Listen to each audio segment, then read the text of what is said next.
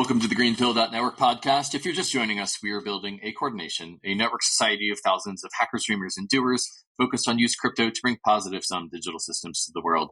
This podcast features the people who are doing it, and we publish a season of episodes every couple months. This season is all about lean, mean capital allocation machines. What ways can we do capital allocation differently now that we can build it on chain?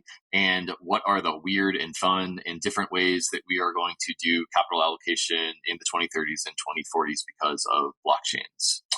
So this is a fun season for us to get into community currencies. And the guest today, Scott Morris, is a community currency practitioner turned regenerative economic system designer and strategist. His job is to balance high-level perspectives on systems and value propositions with a knack for simplifying complex ideas into things regular folks can understand. That's what we'll be doing today on the GreenPilled podcast, talking about community currencies, how to design them, and how to understand them as a member of local communities. For those of you who have followed GreenPill this season, Season 4, Episode 1 was all about MyCoFi, which is what do we have to learn from mushrooms and mycelium when we're designing Web3-based systems. You may remember Scott as the person who wrote the foreword to the MyCoFi book, and he actually is the one who incubated the MyCoFi meme with Jeff Emmett and was a big part of that project. So a lot of ideas shared between the MyCoFi meme and the community currency work that Scott has done. The idea of mutual reciprocity that we see in mycelial networks is an idea that is imbued into community currencies.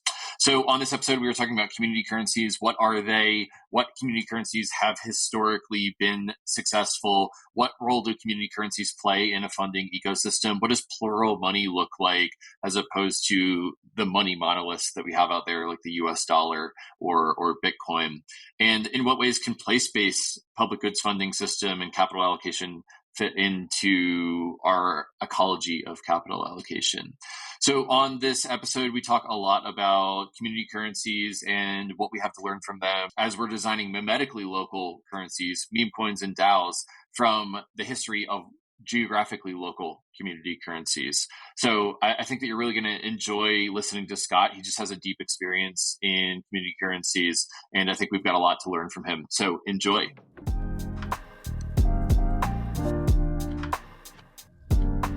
Scott, what's good? Hey, how you doing, Gavin? Good. Why don't you tee us off with an intro of yourself? Yeah, sure. So my name is Scott Morris, aka the Token Jedi. I have a degree in interdisciplinary studies and political economics. From Alabama, I moved to Iowa, where I went to the Maharishi International University and did a degree in consciousness studies and the development of human potential, and combined that with an interest in community currencies and economic resilience. This was in the wake of the great financial crisis of 2008, which had a very strong negative impact on so many of us. Among that large number was my family.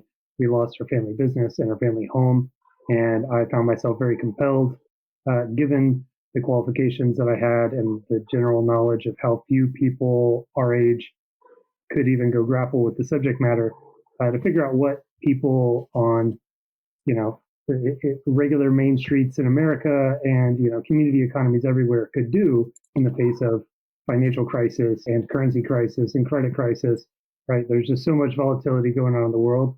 I wanted to know what we could do to protect ourselves from future crises. So that has turned into a long career in crypto, where a lot of people are very interested in how to design quality currencies and incentives. And so I find myself working more and more with networks that connect across multiple communities, all trying to have a regenerative impact where they live. Great. Well, I think the primary aperture of our conversation today will be community currencies, and that fits really nicely into our theme for this season of capital allocation on GreenPill. But I did want to briefly mention that you wrote the foreword in the Exploring MyCoFi book that Jeff Emmett and Jessica Zartler wrote and that we dropped at ETH Denver. So that's another fun moment of overlap between our work.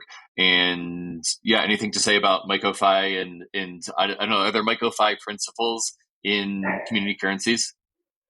Absolutely. I mean, the community currencies are what inspired the MyCoFi meme, really. It's like understanding that, this not to go too deep too quickly here, but a lot of people seem to believe that crypto's great superpower is going very big. And I actually believe it's the opposite. I think crypto superpower is going really small. And, thinking in those terms of, place-based resource allocation networks was the intersection of, mycelial networks and financial systems design, that was behind the advent of the meme in the first place. So it's same, but different for sure. I think we should go deep. So community currencies, what are they? What role do they play in a funding system? Why are they? What type of capital allocation are they really good at? Let's go down the rabbit hole. So I prefer to use former mentor and advisor of mine's definition. His name was Bernard Lietaer. He defined a currency as an agreement within a community to use something as a means of exchange. And so there's three critical elements to that. There's agreement, there's community, and there's the means, right? A medium. So the first part of that is the most important. It's an agreement, right? It reminds us that all money is predicated on an agreement between some group of people. We can have debates right around the central banking system and fiat and how legitimate that stuff is, et cetera. There's so much history, right, that we can't really escape. But the critical insight here is that we are free at any time to make new agreements around what we're going to utilize as a marker for value, as a vehicle for value, right, and as a representative of our shared values as a community. So what we've witnessed for millennia, right, is that humans in times of crisis reinvent money. And this is not to say that all of humanity relied on money. There are cultures out there that are that have achieved moneylessness and what we would describe as kind of to borrow from our good friend Charles Eisenstein, the more beautiful world our hearts know is possible, right? Where the economy runs on vibes and my accounts are denominated in karma. That's a very beautiful vision for humanity building trust and living in richer relationship with itself. But I believe that we need a bit of a transition plan, right? We've been stuck in this very trustless mode of being and way of thinking about money. And so we're kind of baby stepping across, with that as the one side of the spectrum and the more trustful way of interacting as the other side of the spectrum. Community currencies very often kind of fall somewhere in between and baby step people from, kind of the legacy economy and the way that operates to, that more beautiful world kind of thing. They can exist and have existed for a long time on paper. One of the things that I managed to do over the years is to amass a pretty decent sized collection of community currencies. For the people who are just listening, I've got a handful of community currencies from all around the world. Some from Kenya, some from Italy, some from so these England, are all community issued. That's right. Sorry to interrupt. Right. I was going to ask, these are community issued. They're not issued by governments. They're issued by local communities that want to have control of their currency or do some sort of experiment around rewarding people on some value axis. That's exactly right. So one that's not too far away from me here in New York is the Hudson Valley Currents, which I've got right here. Got a lovely note. It's got some foils on the back to keep it secure. You've got another one that here is a time credit from the UK.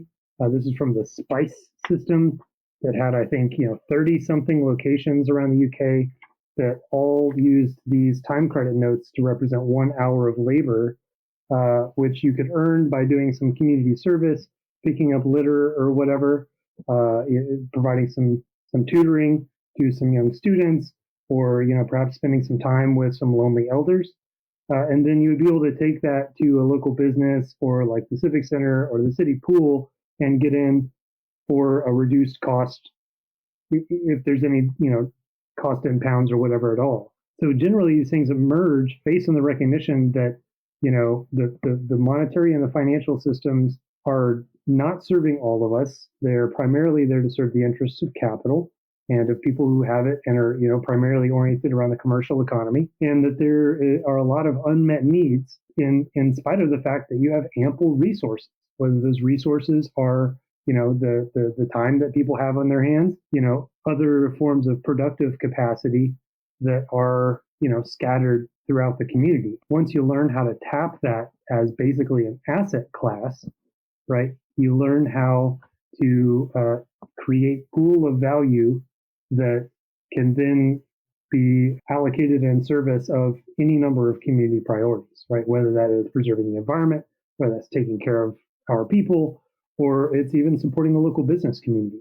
There's a whole host of different configurations. And I'll tell you, it never gets old learning about these things because each one is a story of a community coming face to face with some kind of challenge or crisis and overcoming that by kind of breaking what we would normally consider to be the rules of, money and finance by recreating a currency that is oriented towards serving their needs. I have a couple questions about how to design a community currency, but I think maybe it might make sense to ground the listener in one or two specific examples that you think have worked really well. Do you have a favorite example or two that you want to take us through and ground us in those real world examples? Yeah, absolutely. I love having the opportunity to shine some light and some love on the work of the Grassroots Economics Foundation in Kenya. My personal hero, Will Ruddock, an American guy who went there for like Peace Corps or something originally, and he had a degree in quantum physics. I believe it was quantum physics. And he realized that in the course of his work there, that these rural villages were extremely vulnerable to the kind of booms and busts, the normal economy, the global economy, right? As they were able to produce things and export those things, they imported fiat money, and then they could exchange that fiat money for a little while, but very quickly it would leak back out of the community, and the community itself would basically run out of money and just have to sit on its hands until the next cycle came around. And so he started experimenting with mutual credit models and helping these communities connect around pooling resources and improving material conditions. And that has been wildly successful. He served over 100 different communities there and has struck a very fine balance between rooting this in real relationship and real people and including technology there as an assist, right, as the tool that helps us, keep track of what's going on in the system and transactions and the like. But he has not lost sight the fact that the relationship building and the trust building is really the primary exercise. So what I also really appreciate about Will's work is how iterative it has been. There for a number of years, I would call him up like, once a quarter or once every, 6 months or so. And I'd ask him like, hey man, walk me through your model. Like, what are you guys going on? What do you have going on right now? And it'll be different every time. And I'm like, bro, am I going crazy or are you just changing the model this much?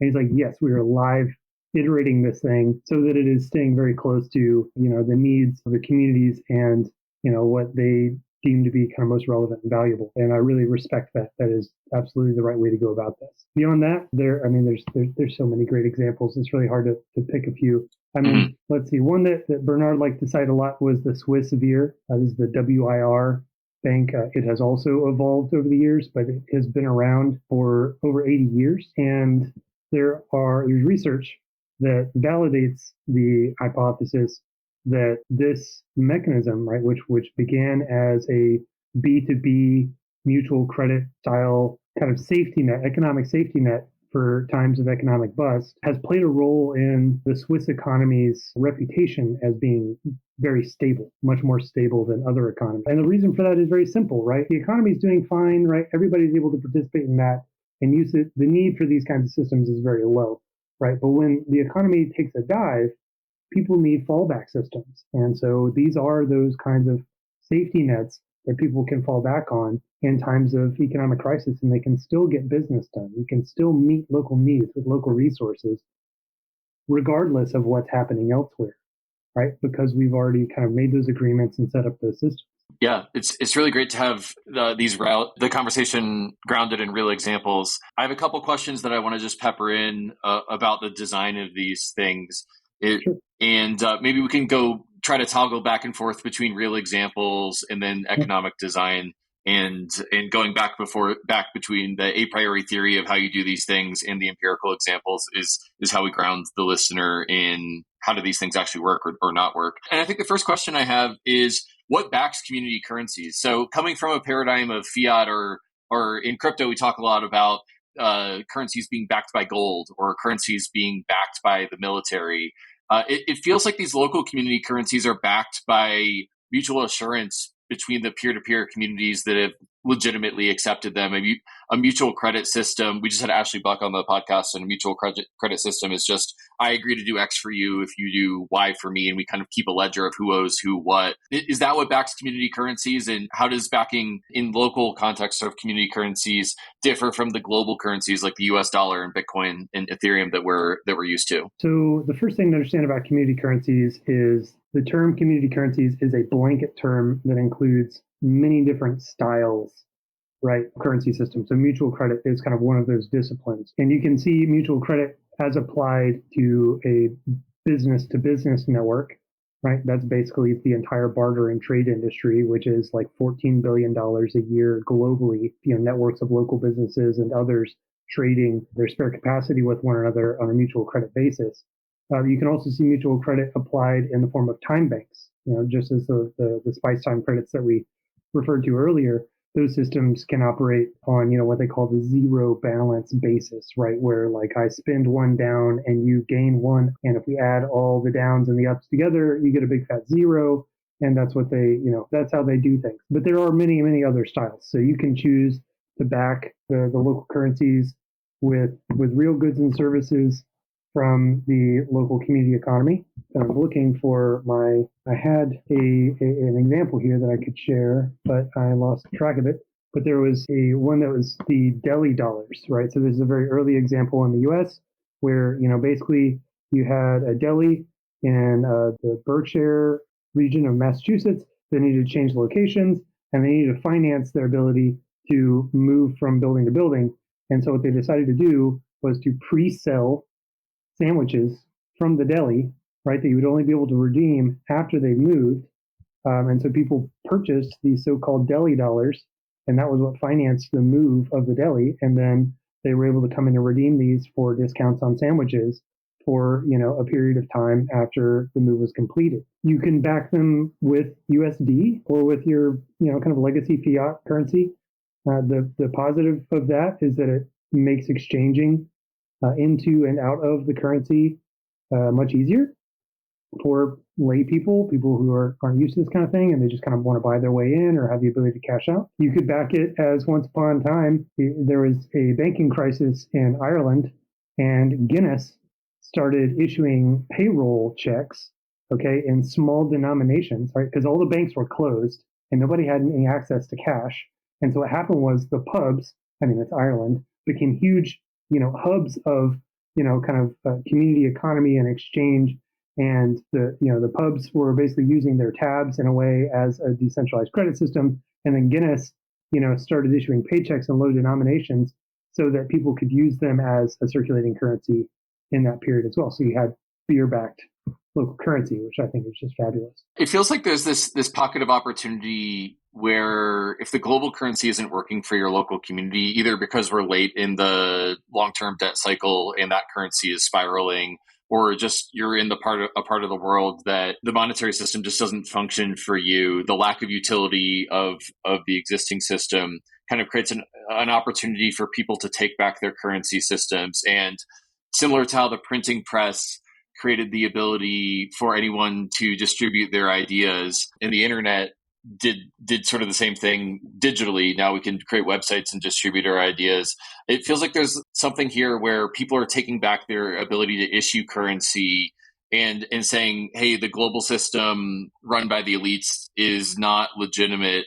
And the legitimacy of the local relationships creates this little pocket of local values and local legitimacy that the global system just can't touch. And, I'm wondering if that's how you can sort of conceptualize the design space here. It feels like there's a lot of different really exciting experiments in creating local legitimacy and local trust within community currencies.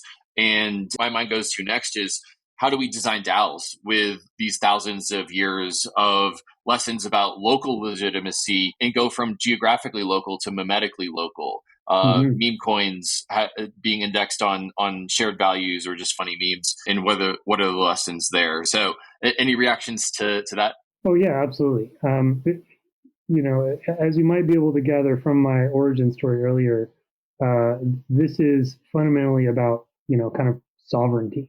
Ultimately, this is about, people having control over their own destinies, really.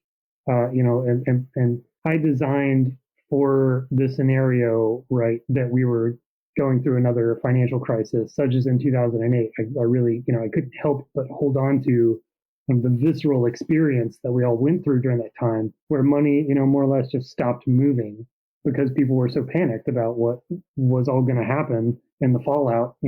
But ultimately, that was all created. That was all thanks to the greed and recklessness, right, of a bunch of coke addicts on Wall Street who were gambling with the rest of the country's money. And that just didn't seem right, right? So my question was like, why on earth should, small towns in Iowa, right, have a hard time putting food on the table because some gambling addicts in New York City decided to crash the economy? That just doesn't make sense. So it really does, creating your own currency, creates a membrane, creates a bubble, it creates a space for just that economy to be the priority. And you can actually see this in our own history as we were beginning to break away from the British in the colonial era.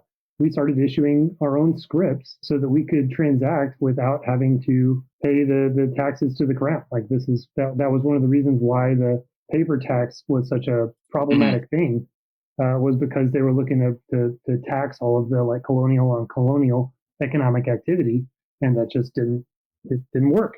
Let me see if I can connect that back to the from place-based to mimetic thing, and how do we design DAOs? The critical thing here is the transparency, right? Learning how to collaborate in the open, right, and to have the systems that basically just provide the kind of transparency we expect from the government anyway, but clearly aren't getting. And that does require the community have a level of consciousness and assertiveness, right, to be mindful of its own kind of situation and circumstance, and to make decisions about where they want to target that resource.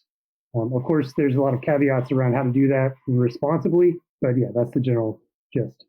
It feels like there's something with the long-term debt cycle here. I'm not sure how many of our listeners have read Ray Dalio's The Changing World Order, but basically the idea is that the dominant currency or economic system changes roughly 80 years. And the beginning of that world order is a period of an expansion and everyone's doing really well. But over time, these currencies get captured by the elite, and then they're not really serving the everyday people. And then that's when the world order changes. And it also feels like a time when community currencies we need to revisit the local, because the global world order isn't working anymore. And I know there's a lot of people in crypto that feel like we're in a time right now where the US dollar is being inflated and they worry about it becoming a hyperinflated currency, and there's this changing world order. What role do you see for community currencies in the year 2024? What are the most promising experiments for you right now? Yeah, I really appreciate that point, Kevin, because I'm also a Ray Dalio fan, and that kind of perspective is, what I would describe as, kind of the background in interdisciplinary political economics, right? It's like this major zoomed out view of power and history and, the various eras that we exist within. And I think he's absolutely spot on that, and I mean, bro, it's not like you got to look hard for it. Open up Instagram or the news, and you'll see the decline of the American empire.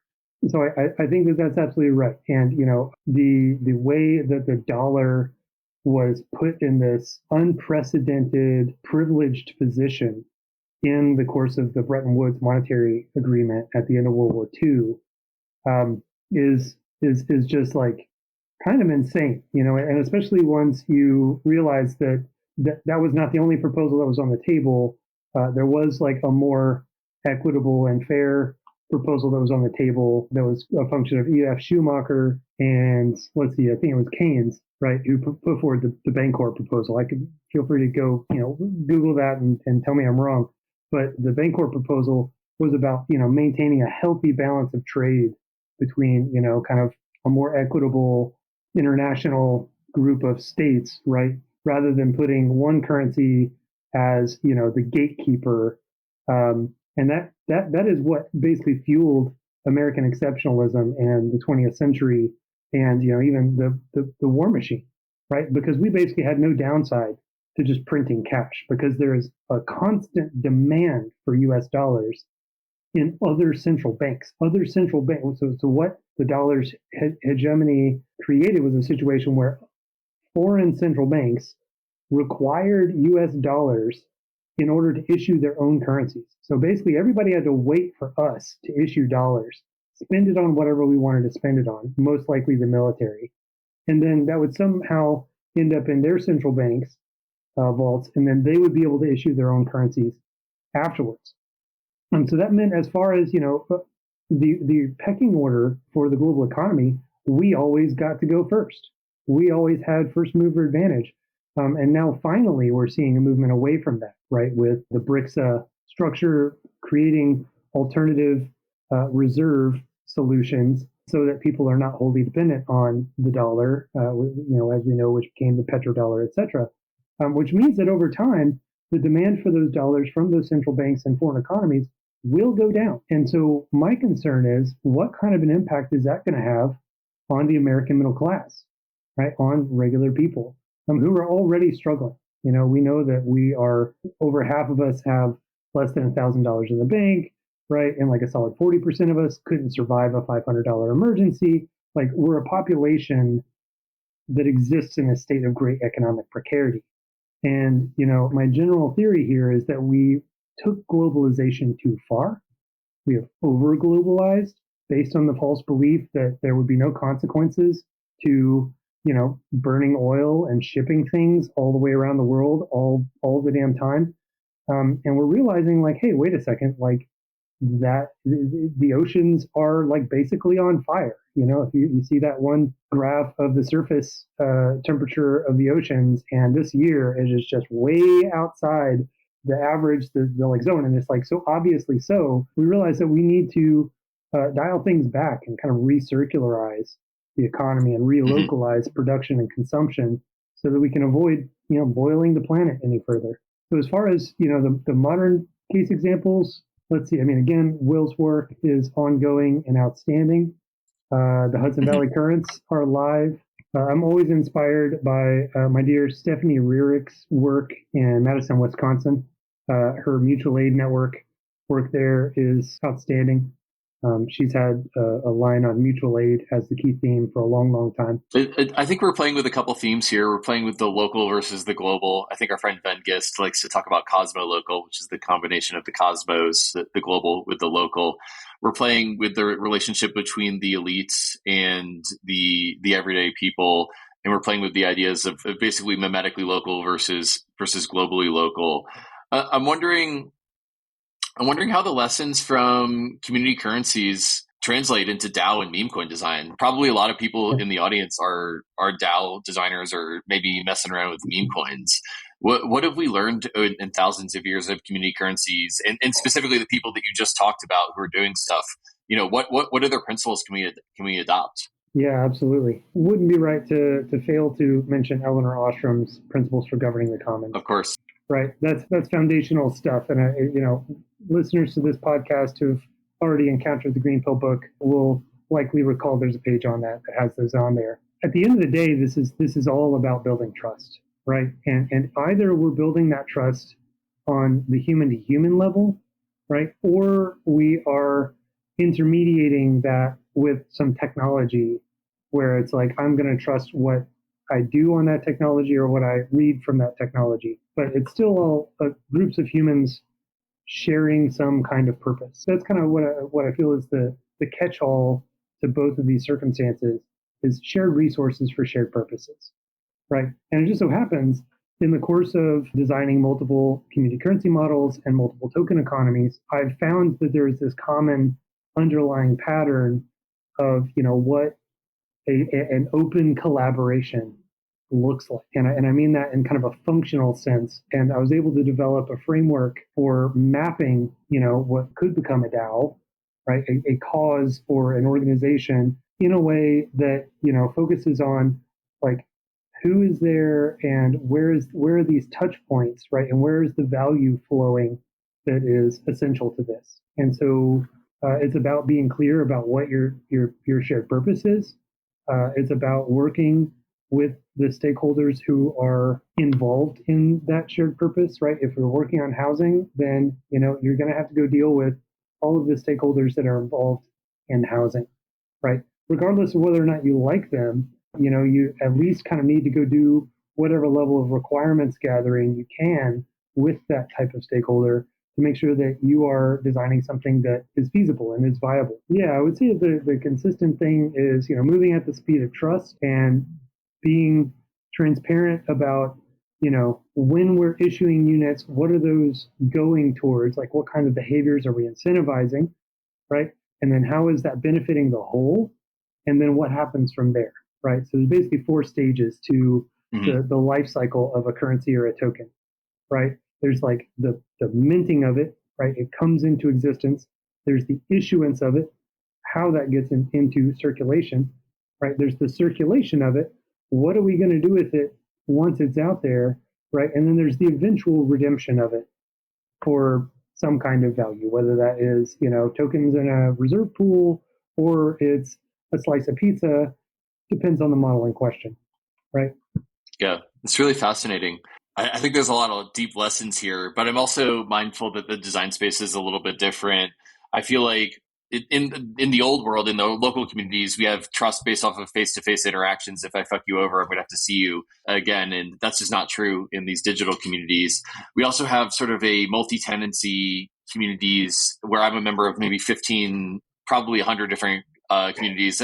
And a lot of them, I just add them to Discord and then I just deprioritize. Whereas with a local community, when I see you face to face and we're geographically local with each other, there's not the ability to sort of multi-tenant between different communities as much.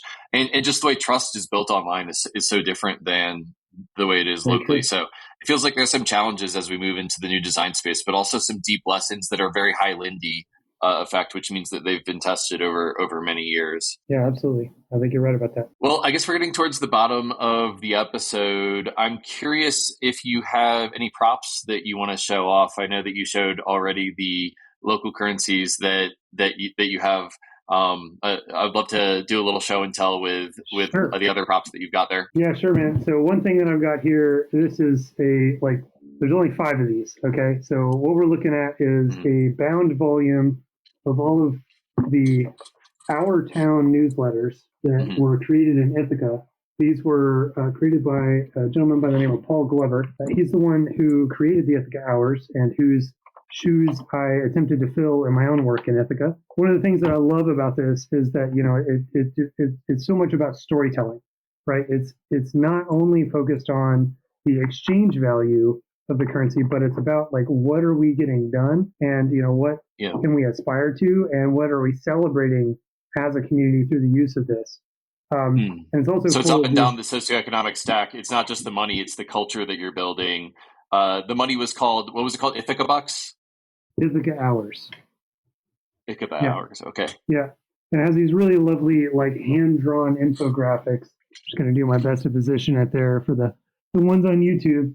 But it's really a delight. I kind of view this as a tome of spells from a forgotten age. But this is how it used to be done, right? You have people come together for like a potluck.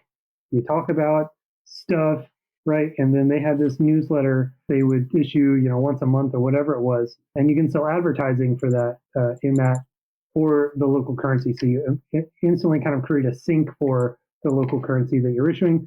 These two things tend to go together really well. The other thing that I brought along is this super cool standard catalog of depression script of the United States inside the 1930s, including Canada and Mexico. And this is just an incredible compendium of examples of community currencies that emerged in the Great Depression. And they were all issued by different communities. Some of them were issued by tax authorities as tax anticipatory notes. Google that for a fun time. Some were issued by school districts, some by community finance corporations. It is just like a treasure trove, right, of innovative ways of thinking about community finance. So there's just kind of, I like to share these things in these kind of communities just so that people in Web3 get the memo that like, hey, it didn't all begin with Bitcoin, right? And if you like my hot take for the day, Bitcoin is the original shitcoin. It's not good. It's not good. I know it's made a bunch of people super wealthy, but it's not good. Like we've already seen how crazy wasteful proof of work is as a hashing algorithm.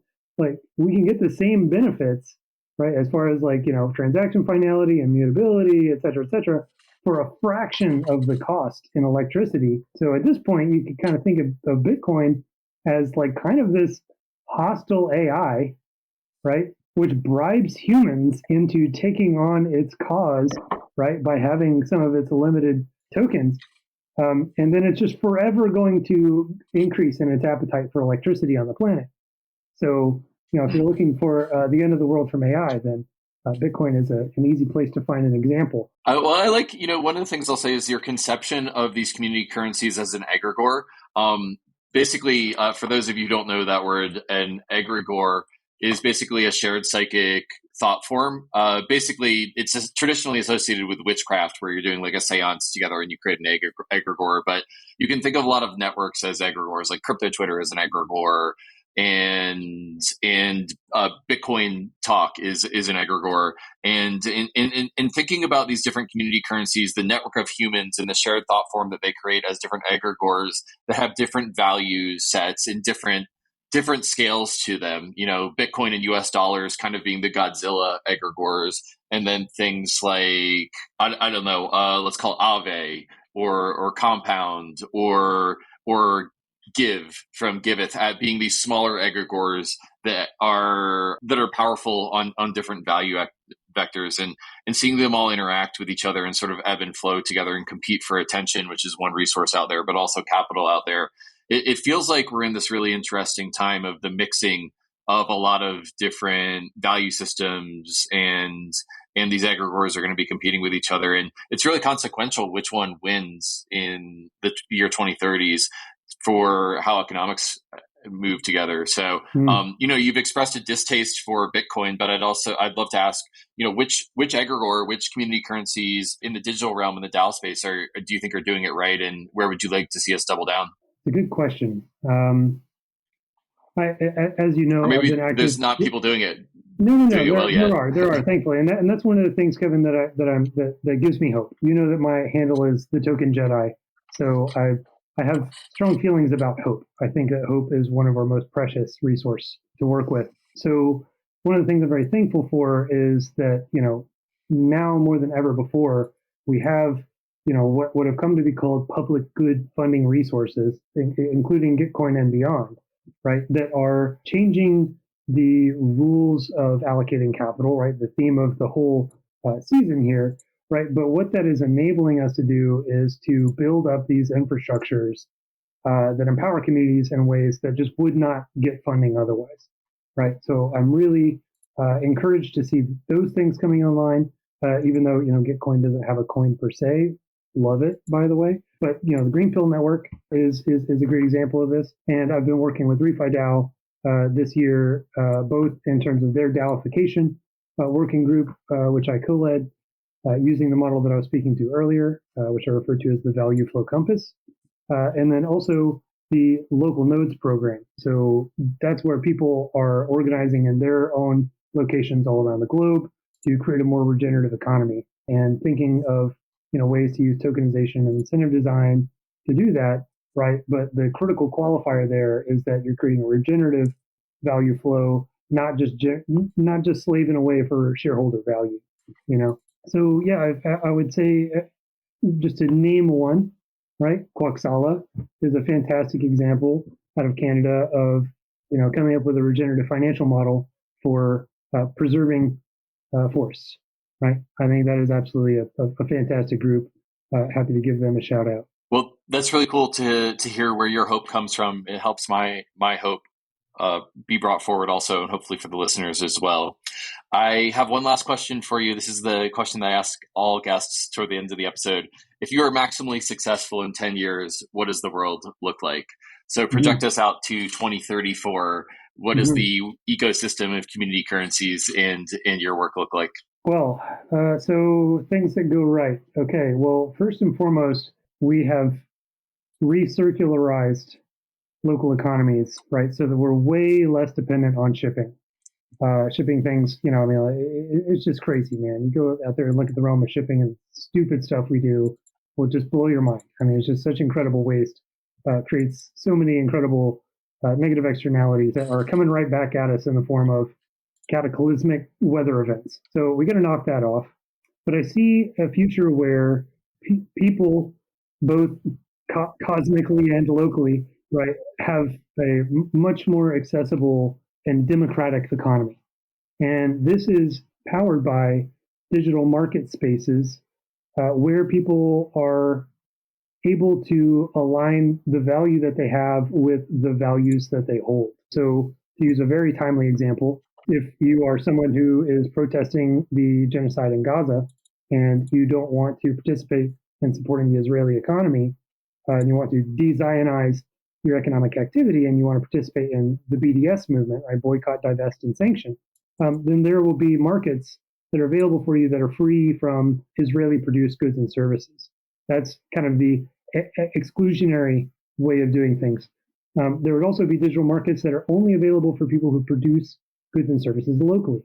So if you want to keep your money in the local economy, that becomes very easy. This kind of a marketscape, if you will, is complemented by a great range of monetary plurality, which is what you just referred to there. We've got thousands and thousands of tokens and currencies that are out there. People will, I hope, let's say everything goes right. That means people have finally realized that you can't have this much unconscious energy in money, and this is where like the whole consciousness studies really shows up. Is that you can't have this much unconscious energy around money and around capital and not end up with